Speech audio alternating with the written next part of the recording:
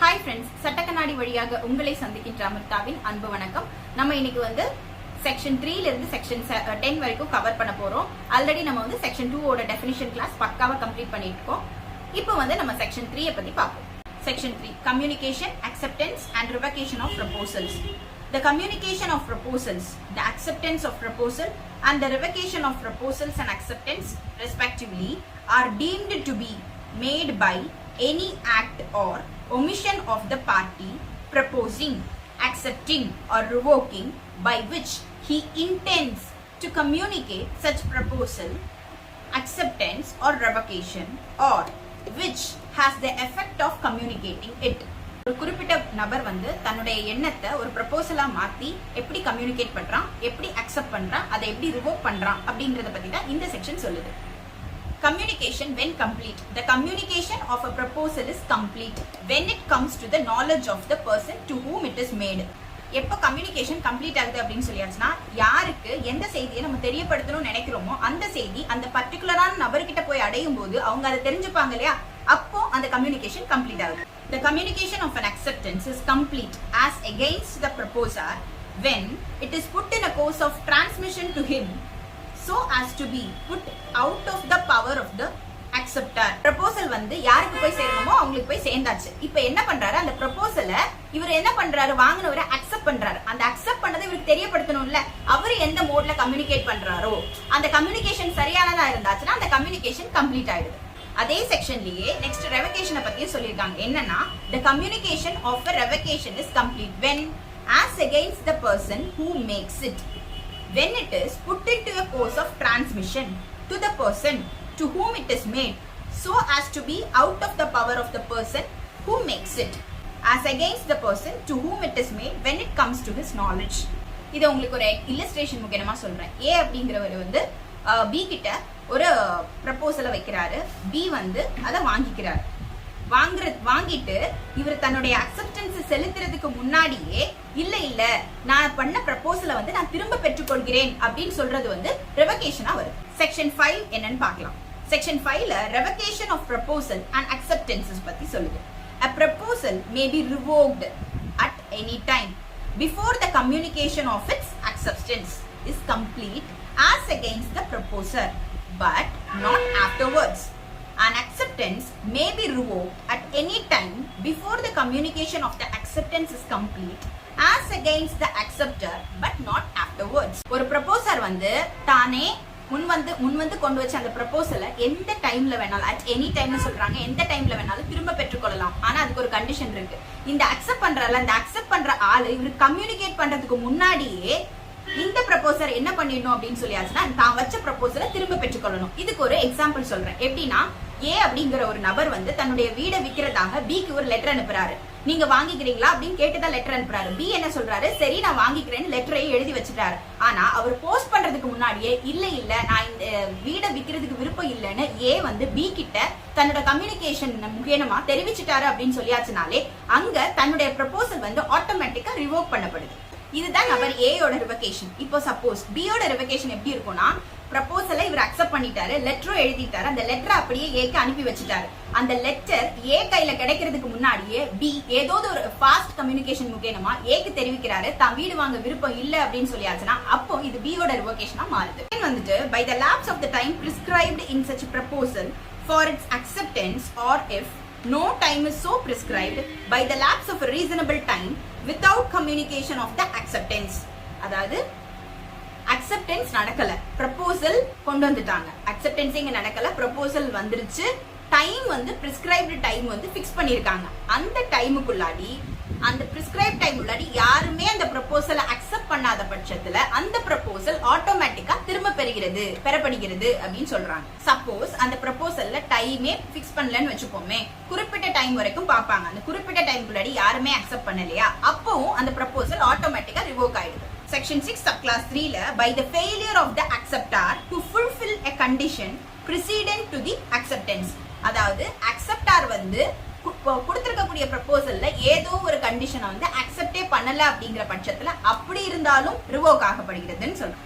Section 6D by the death or insanity of the proposer.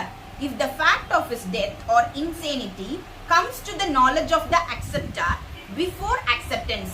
அதாவது ப்ரப்போசலை ஒருத்தர் make பண்ணிடுறாரு, உடனே அவர் என்ன பண்றாரு, இறந்து போயிடுறாரு, இல்ல அவருக்கு ஏதோ பைத்தியம் அந்த மாதிரி இன்சேனிட்டி ஏதோ தகராறு வந்துருச்சு அப்படின்னா அந்த அக்செப்டார் வந்து அந்த ப்ரப்போசலை அக்செப்ட் பண்றதுக்கு முன்னாடி இதெல்லாம் நடந்ததுன்னா ஆட்டோமேட்டிக்கா அந்த கான்ட்ராக்டோ இல்ல அந்த அக்ரிமெண்டோ ரிவோக் ஆயிடுது.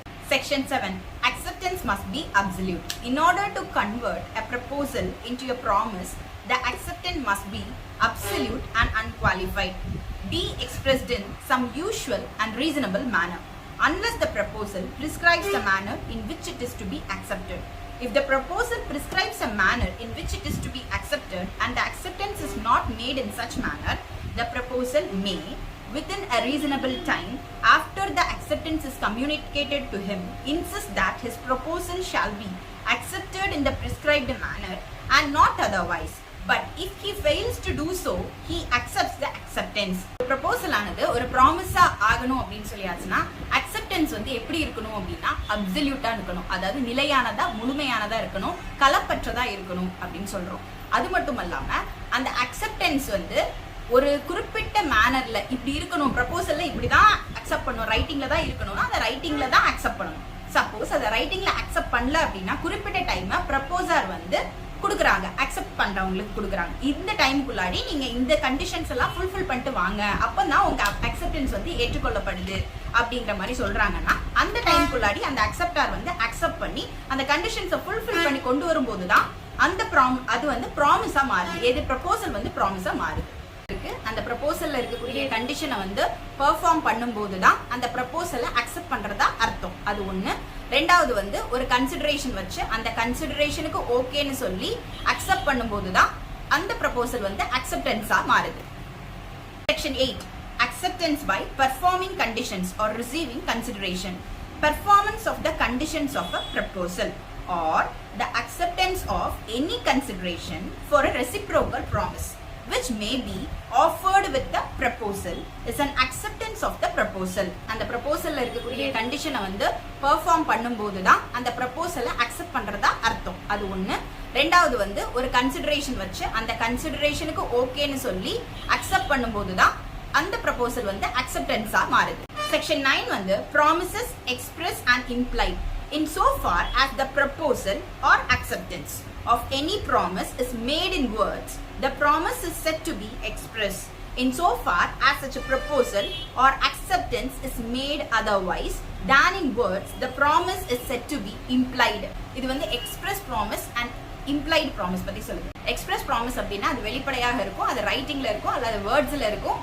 இப்போ ஒரு அக்ரிமெண்ட் போடுறீங்க அப்படின்னு சொல்லியாச்சுன்னா அது எக்ஸ்பிரஸ் ப்ராமிஸா வரும். இம்ப்ளைட் ப்ராமிஸ் அப்படின்னா மறைமுகமா இருக்கும், அதாவது ஒரு பஸ்ல போய் உட்காரோம் அப்படின்னு சொல்லியாச்சுன்னா கண்டிப்பா பஸ்ல உட்கார்ந்தா சர்வீஸ் அவங்க பண்ற சர்வீஸ்க்கு நம்ம பே பண்ணி தான் ஆகணும், அது ஒரு implied promise. Section 10. What agreements or contracts? All agreements or contracts, if they are made by the free consent of the parties competent to contract for a lawful consideration and with a lawful object and or not hereby expressly declared to be void. எல்லா அக்ரிமெண்ட்டுமே கான்ட்ராக்டா மாறுது. எப்போ அப்படின்னு சொல்லியாச்சுன்னா அதுக்கு ஒரு lawful object இருக்கணும், அது free கன்சென்ட்டோட இருக்கணும், அது காம்பிட்டன்டான பர்சன், அதாவது மேஜரான பர்சன் 18 இயர்ஸ்க்கு அபோவான பர்சன் வந்து அந்த அக்ரிமெண்ட்டை போட்டிருக்கணும். அப்போல்லாம் வந்து அது கான்ட்ராக்டா மாறுது. அது மட்டும் இல்லாம எப்பொழுதுமே அது அன்லாஃபுல்லா மட்டும் அந்த கான்ட்ராக்ட் வந்து அமையக்கூடாது.